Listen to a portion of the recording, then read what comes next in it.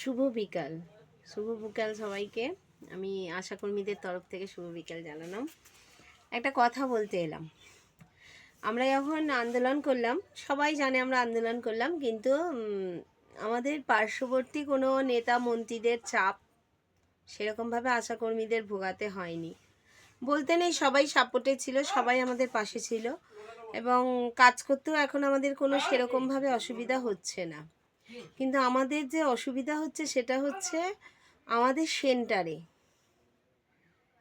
সেন্টারে যে ঊর্ধ্বতন দিদিরা রয়েছেন না, মানে তাদের একটা বিশাল সমস্যা হয়ে গেছে।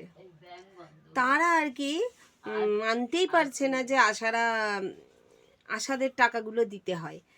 মানে তারা বলতে চাইছেন কোনো রকম টাকা তাদের দেওয়া হবে না, আশাদের কোনো বিলে আমরা সই করব না, আশাদের 4 চেক আপ দেখানো যাবে না, আশাদের হামের টিকা দেখানো যাবে না। যে মাটাকে, যে বাচ্চাটাকে আমি 9 মাস ধরে দেখে এলাম, সেই মাটাকে ওই কর্মবিরতির সময় ইঞ্জেকশন নিয়েছে বলে বাচ্চার, সেই জন্য সেই হামের টিকাটা নাকি আশা দেখাতে পারবে না। একটা মাকে আমরা 4 চেক আপ পর্যন্ত মায়ের যত্ন নিচ্ছি, একটা 4 চেক আপ কর্মবিরতিতে হয়েছে বলে আশা নাকি সেই 4 চেক আপটা দেখাতে পারবে না।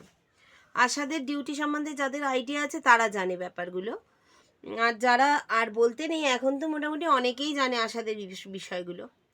মানে বলা বাহুল্য, আমি বলতে এলাম এই একটাই কারণে, সেটা হচ্ছে আন্দোলনটা আমরা করেছিলাম সরকারের বিরুদ্ধে। মানে আমাদের ন্যূনতম একটা বেতন দেওয়ার কথা বলা হচ্ছিল এবং আমাদের যাতে একটা ফিক্সড করে দেওয়া হয়, একটা স্থায়ীকরণ করা হয়, এই জন্য আমরা আন্দোলন করেছিলাম। আমরা তো না ব্লকের জন্য, না জেলায়, না কোনো পার্টির নেতা মন্ত্রীদের সাথে, কোনো এনএম দিদি, সিএইচও দিদির সাথে লড়াই করতে আসিনি। কিন্তু এই আন্দোলন উঠে যাওয়ার পর, কর্মবিরতি উঠে যাওয়ার পরে দেখলাম যে না, ভুল আমরা। কারণ লড়াইটা আমরা মনে হয় স্বাস্থ্যকেন্দ্র থেকেই শুরু করেছি। কারণ যে লেভেলের আমাদের আন্দোলনে সবাই মানে সাড়া দেওয়ার কথা, যে সেই লেভেলে কেউ সাড়া দিচ্ছে না। নেতা মন্ত্রীরা আমাদের সেরম কিছু বলছে না, উপরন্তু আমাদের এলাকার নেতা মন্ত্রীরা তো বলছে হ্যাঁ এটার জন্য বলা উচিত। কিন্তু অন্যান্য জায়গায় দেখা যাচ্ছে যে সেখানে এনএম দিদিরা বা সিএইচও দিদিরা বা ঊর্ধ্বতন কর্তৃপক্ষ আমাদের এই টাকা পয়সার ব্যাপারে এখন মুখ মুছছে, মানে দেব না। এখনও আমরা জানুয়ারি মাসের ফিক্সড অনারিয়াম পাইনি। 5,250 টাকা সেটাও নাকি আমাদের দেওয়া যাবে না। কেন? আমরা আন্দোলন করেছি। আর এতদিন যে আমরা 4 মাসের ইনসেনটিভ পাইনি, আমাদের পিএলআইয়ের টাকা বাকি, এখনও আমাদের পিএলআইয়ের টাকা বাকি, আমাদের ফোনের বিল বাকি, আমাদের লেপ্রসির টাকা বাকি ছিল। যখন বারবার বলছিলাম দিদিরা ব্যবস্থা করে দিন, স্যার ম্যাডামরা ব্যবস্থা দিন, তখন কিন্তু কেউ সাড়া করেনি।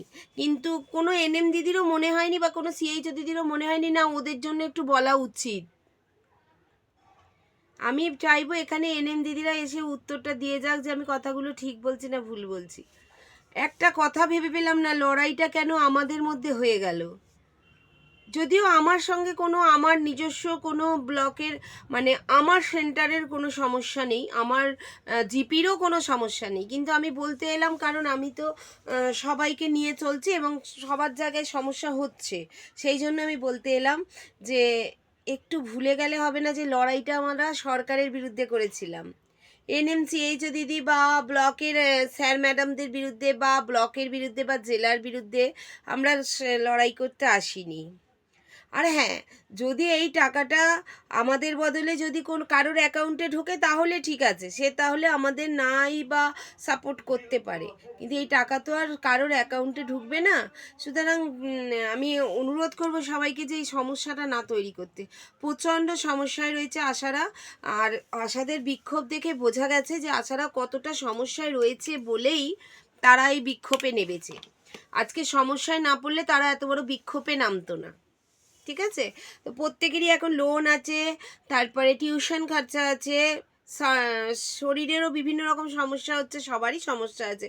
সুতরাং আমি রিকোয়েস্ট করব সবাইকে যে প্লিজ আমাদের সাথে সহযোগিতা করুন। আমরা আপনাদের শত্রু নয়, আমাদের সাথে সহযোগিতা করুন। শত্রুতা করতে আমরা আসিনি বা আন্দোলনও করিনি, আর কাজ করতে হবে।